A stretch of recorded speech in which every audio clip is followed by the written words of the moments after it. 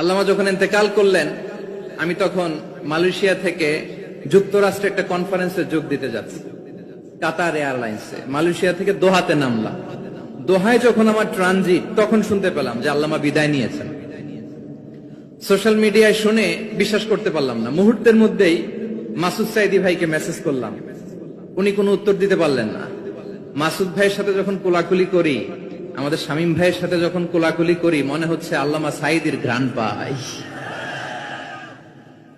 শরীরটা লিটারালি কাঁপছিল, নিজেকে মানাতে পারছিলাম না, বিশ্বাস করতে পারছিলাম না যে আসলে আল্লামা বিদায় নিয়েছেন। ইন দ্য মিন টাইম আমার সেকেন্ড ফ্লাইট দোহা টু নিউ ইয়র্ক, 12 ঘন্টার ফ্লাইটে উঠলাম।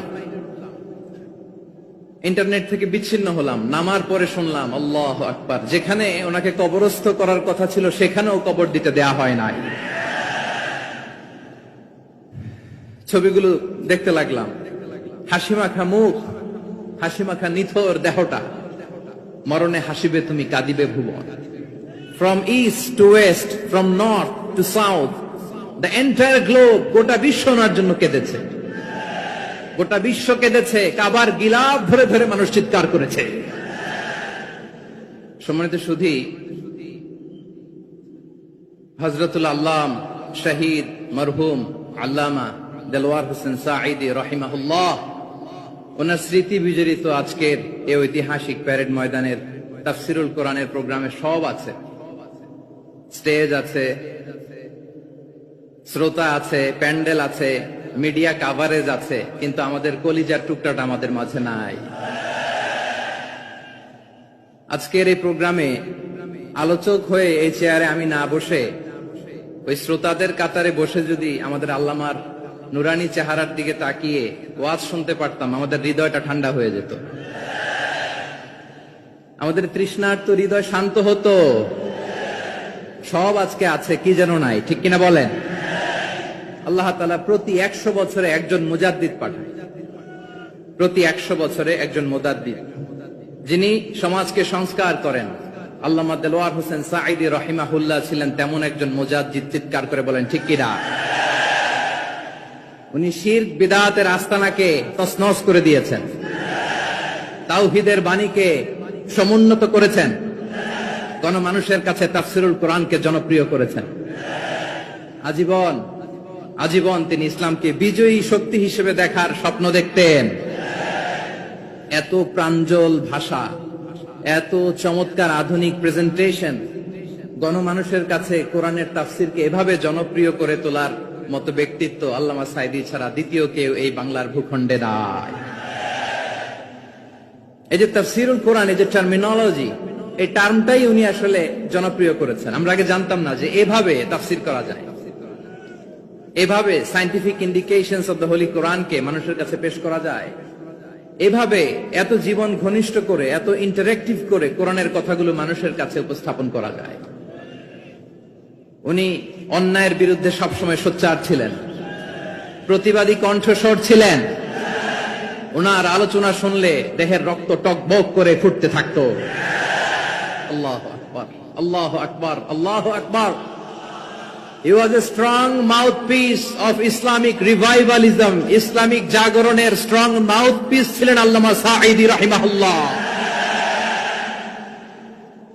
অনেক দোয়া পেয়েছেন, আমরা পড়েছি, এমন জীবন তুমি করিবে গঠন, মরণে হাসিবে তুমি কাঁদিবে ভুবন। গোটা বিশ্বকে তিনি কাঁদিয়েছেন। আল্লামা যখন ইন্তেকাল করলেন, আমি তখন মালয়েশিয়া থেকে যুক্তরাষ্ট্রে একটা কনফারেন্সে যোগ দিতে যাচ্ছি, কাতার এয়ারলাইন্সে। মালয়েশিয়া থেকে দোহাতে নামলাম। দোহায় যখন আমার ট্রানজিট, তখন শুনতে পেলাম যে আল্লামা বিদায় নিয়েছেন। সোশ্যাল মিডিয়ায় শুনে বিশ্বাস করতে পারলাম না। মুহূর্তের মধ্যেই মাসুদ সাইদি ভাইকে মেসেজ করলাম, উনি কোনো উত্তর দিতে পারলেন না। মাসুদ ভাইয়ের সাথে যখন কোলাকুলি করি, আমাদের শামীম ভাইয়ের সাথে যখন কোলাকুলি করি, মনে হচ্ছে আল্লামা সাইদির ঘ্রাণ পাই। শরীরটা লিটারালি কাঁপছিল, নিজেকে মানাতে পারছিলাম না, বিশ্বাস করতে পারছিলাম না যে আসলে আল্লামা বিদায় নিয়েছেন। ইন দ্য মিন টাইম আমার সেকেন্ড ফ্লাইট দোহা টু নিউ ইয়র্ক, 12 ঘন্টার ফ্লাইটে উঠলাম। ইন্টারনেট থেকে বিচ্ছিন্ন হলাম। নামার পরে শুনলাম আল্লাহু আকবার, যেখানে ওনাকে কবরস্থ করার কথা ছিল সেখানেও কবর দিতে দেয়া হয় নাই। ছবিগুলো দেখতে লাগলাম। হাসি মাখা মুখ, হাসি মাখা নিথর দেহটা, মরণে হাসিবে তুমি কাঁদিবে ভুবন। From east to west, from north to south, the entire globe, গোটা বিশ্ব ওনার জন্য কেঁদেছে, গোটা বিশ্ব কেঁদেছে। কাবার গিলাফ ধরে ধরে মানুষ চিৎকার করেছে। এর চেয়ে শ্রেষ্ঠ মৃত্যুকার হতে পারে? আমাদের আল্লামার আর কি পাওয়ার ছিল বলেন? আর কি পাওয়ার ছিল? কুল্লু নাফসিন যায়িকাতুল মাউত, যারাই দুনিয়াতে আসবে তারা ইন্তেকাল করবে, এটা আমরা মেনে নেই, এটা আমরা জানি। কিন্তু অবাক করা বিষয় হচ্ছে আমরা আজও জানি না আমাদের আল্লামার মৃত্যু কি স্বাভাবিক হয়েছে নাকি এটা পরিকল্পিত মেডিকেল কিলিং ছিল। এটা যে পরিকল্পিত মেডিকেল কিলিং ছিল এটা ধারণা করার পেছনে অনেক কারণ আছে। তিনি আধিপত্যবাদের বিরুদ্ধে সোচ্চার ছিলেন, ফ্যাসিবাদের বিরুদ্ধে সোচ্চার ছিলেন, রাজনৈতিক প্রতিহিংসার শিকার ছিলেন। এজন্য এটা মেডিকেল কিলিং হতে পারে এ ধারণা আমরা করতেই পারি। আওয়াজ করে বলেন ঠিক কিনা? যে সময়টা আমরা কাটাচ্ছি এত সুন্দর সময় বাংলাদেশ আর পাবে না। আমাদের জন্মের পর থেকে এরকম চমৎকার সময় আমরা পাই নাই। এটাই আসল সময়। আমরা ইন্টারিম গভর্নমেন্টের কাছে দাবি জানাই, উচ্চতর তদন্ত কমিটি করে এটা কি হত্যাকাণ্ড ছিল নাকি স্বাভাবিক মৃত্যু ছিল, এই রিপোর্ট গণমানুষের কাছে প্রচার করে জানাতে হবে। এই দাবির সাথে কি সবাই আপনারা একমত? কারা কারা একমত হাত তুলে দেখান।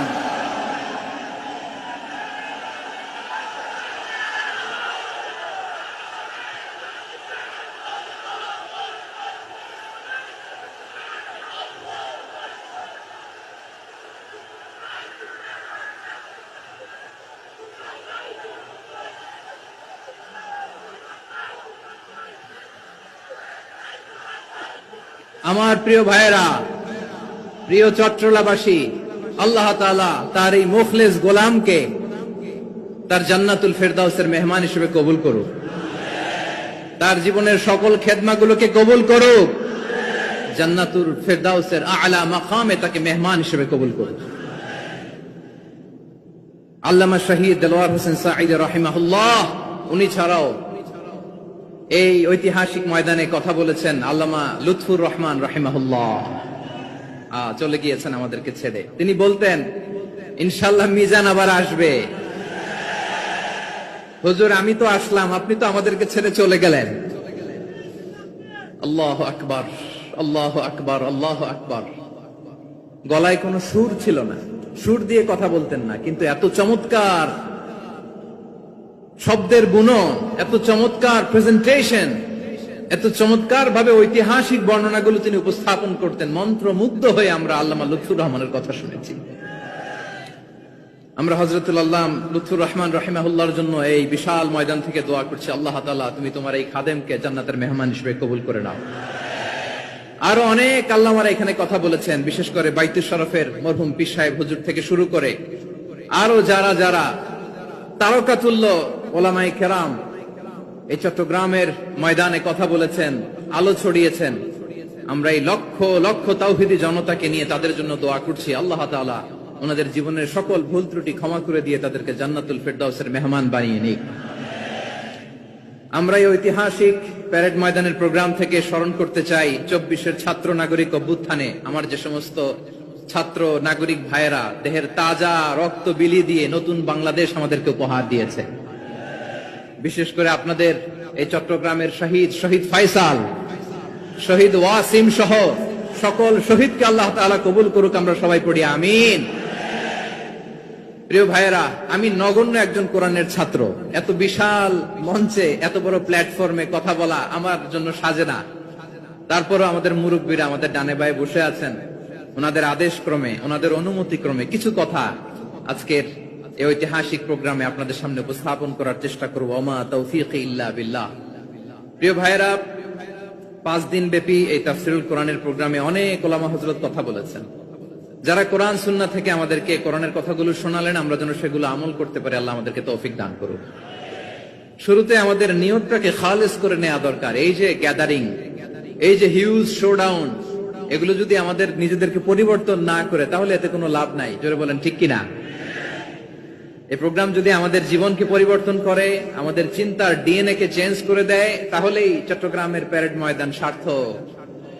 আসুন আমরা চিন্তাকে খালেস করে নেই। আমরা সবাই নিয়ত করি যে যতটুকু কথা আমরা কোরআনের আলোকে শুনবো, আমলের নিয়তে শুনবো।